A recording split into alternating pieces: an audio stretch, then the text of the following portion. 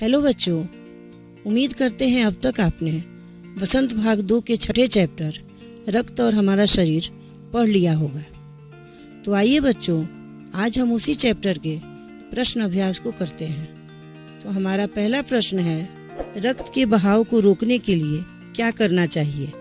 रक्त के बहाव को रोकने के लिए चोट लगे हुए स्थान को एक साफ कपड़े से कसकर बांध देना चाहिए ताकि दबाव पड़ने से रक्त का बहना कम हो जाए और तुरंत उस व्यक्ति को डॉक्टर के पास ले जाना चाहिए। दूसरा प्रश्न है, खून को भानुमति का पिटारा क्यों कहा जाता है।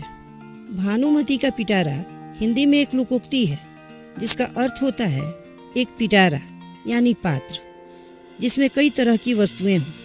खून को भानुमति का पिटारा कहा गया है क्योंकि लाल रंग के द्रव के समान दिखाई देने वाले खून में कई प्रकार के कण जैसे लाल रक्त कण, सफ़ेद रक्त कण और रंगहीन कण प्लाज्मा में तैरते रहते हैं, इसलिए इसे भानुमति का पिटारा कहते हैं। तीसरा प्रश्न है, एनीमिया से बचने के लिए हमें क्या क्या खाना चाहिए। एनीमिया से बचने के लिए हमें पौष्टिक आहार लेना चाहिए।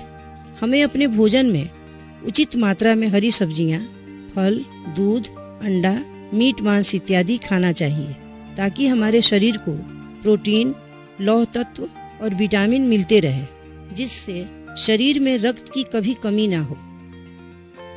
चौथा प्रश्न है, पेट में कीड़े क्यों हो जाते हैं, इनसे कैसे बचा जा सकता है।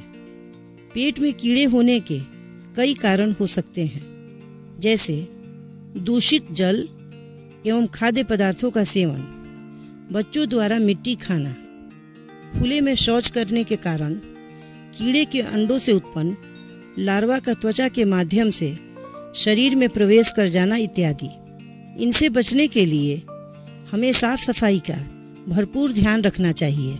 हमें साफ एवं स्वच्छ भोजन एवं पानी का सेवन करना चाहिए। शौच के लिए शौचालय का प्रयोग करना चाहिए एवं शौच के बाद हाथ को साबुन से अच्छी तरह धोना चाहिए। खाने से पहले एवं खाने के बाद हाथ को साबुन से अवश्य धोना चाहिए। नंगे पैर नहीं घूमना चाहिए। पांचवा प्रश्न है, रक्त के सफ़ेद कणों को वीर सिपाही क्यों कहा जाता है।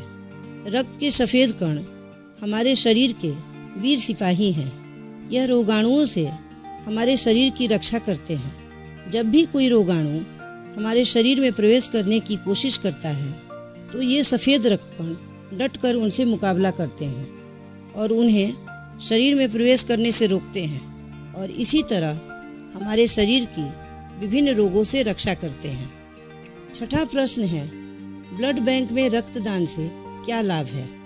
ब्लड बैंक में रक्तदान करने से वहां दान दिए गए रक्त को लंबे समय तक सुरक्षित रखा जा सकता है और जब भी किसी व्यक्ति को खून की आवश्यकता पड़ती है तो उसी के रक्त समूह का रक्त ब्लड बैंक से आसानी से प्राप्त हो जाता है।